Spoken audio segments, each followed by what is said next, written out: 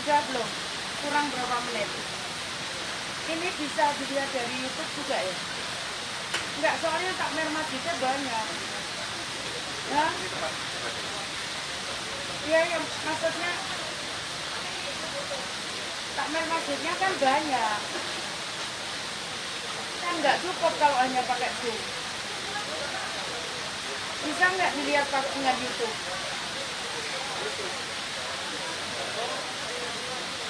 Pak Munir kok jadi tambah gemuk? Anak aku di rumah makan itu terus makan. Aku tambah kurus, Pak. Iya. Alhamdulillah. Gimana istri?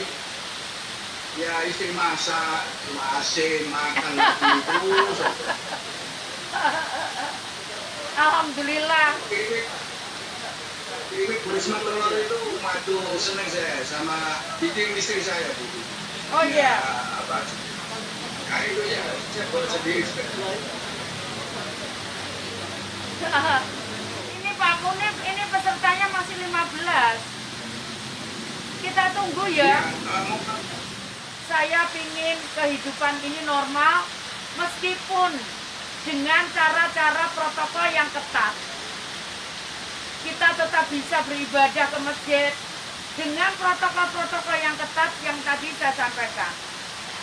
Tidak ada karpet, tidak ada salaman, tidak ada berpelukan. Mungkin aneh bagi kita. Tapi Bapak Ibu sekalian, yakinlah ini semua kehendak Allah. Tidak mungkin ini tanpa rencana Allah. Pasti ada rencana Allah yang akan suatu saat nanti akan kita ketahui. Saat ini kita tidak tahu apa rencana Allah. Mungkin. Tapi kita harus yakin bahwa ini semua adalah kehendak Allah yang kita harus terima dengan lapang dada, dengan segala konsekuensinya.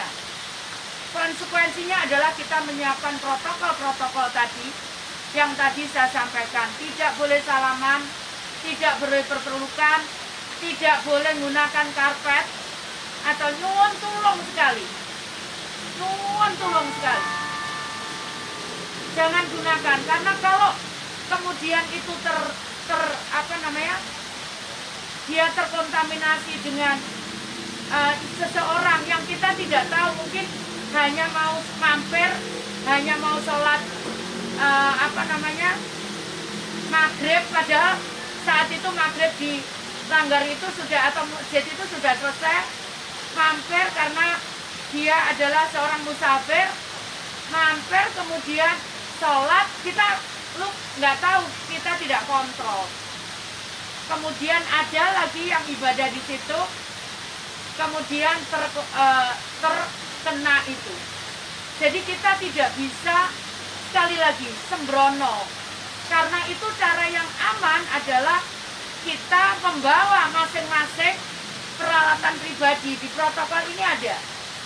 Jadi membawa sajadah sendiri, membawa ya kalau koran-koran sendiri. Jadi bukan dari masjid, langgar, atau musola karpetnya. Bukan disediakan, tapi membawa sendiri. Sekali lagi, membawa sendiri. Jangan disiapkan, karena kalau disediakan kita harus ikut protokol yang sangat ketat sekali. Misalkan kita harus desinfektan atau bersihkan itu karpet, itu berat untuk takmir masjid atau pengelola masjid atau musola, itu akan sangat berat.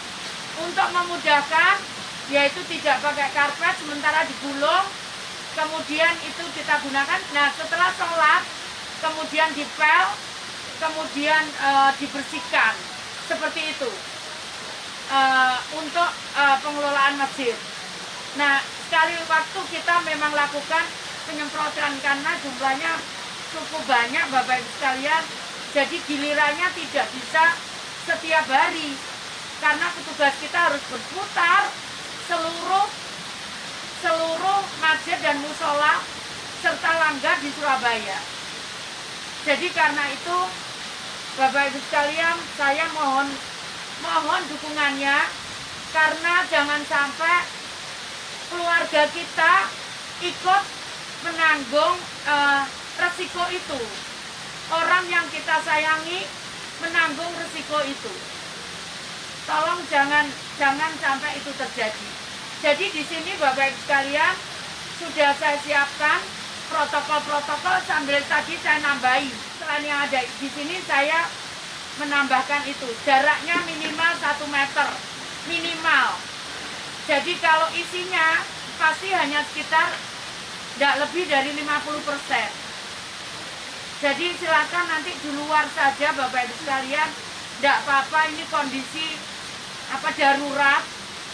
Jangan sampai kemudian kita memaksakan, akhirnya resiko itu terkena kita.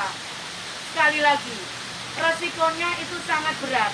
Karena itu Bapak Ibu sekalian, monggo, ayo mari kita bersama-sama kita jaga supaya tidak ada lagi klaster dari masjid. Tadi saya sampaikan di Surabaya ada 5 klaster dari masjid yang ada di Surabaya Utara, Timur, dan Selatan. Sekali lagi, seringkali masjid atau langgar kita itu dimanfaatkan untuk para musafir. Tolong juga diperhatikan. Jadi kalau mereka selesai itu tolong segera, bukan ini, sekali lagi, ini bukan perkara najis. Ini adalah perkara penyakit. Jadi kalau najis, sekali lagi Bu, itu tidak najis bukan perkara najis, tapi ini perkara penyakit. Jadi najis ditambah penyakit ditambah apa? Sekali lagi Bapak Ibu sekalian, karena sebetulnya di Surabaya kami sudah bisa men-tracing siapa yang sakit. Makanya tadi saya sampaikan, kalau misalkan itu segera selesai, kalau misalkan itu ya khotbahnya nggak usah panjang-panjang. Kalau bisa saya nitip khotbahnya tentang kesehatan ini bukan omongannya Bu Risma, tapi saya juga dari ahli medis, tenaga medis yang memberikan masukan kepada saya. Jadi karena itu saya, Bapak Ibu sekalian, mohon dengan hormat, ayo kita jaga protokol-protokol itu dengan ketat. Tidak ada kata lain, kita harus disiplin. Tidak ada kata lain. Ini semua bukan kehendak Risma, tapi ini kehendak Allah. Ayo kita terima kehendak ini. Allah dengan lapang dada kita terima dan kita kerjakan supaya kita semua bisa melindungi diri kita, keluarga kita yang kita sayangi, sahabat-sahabat kita yang kita sayangi, dan kita bisa suatu saat bisa kembali kita bisa kembali beribadah dengan cara yang normal. Ini sudah mulai turun di Surabaya. Dari data yang masuk setiap hari yang saya pelototi, pagi, siang, sore, malam, sudah mulai menurun. Tapi kita tidak boleh sembrono, kita tidak boleh ceroboh. Kita harus bentuk petugas yang akan menjaga protokol ini supaya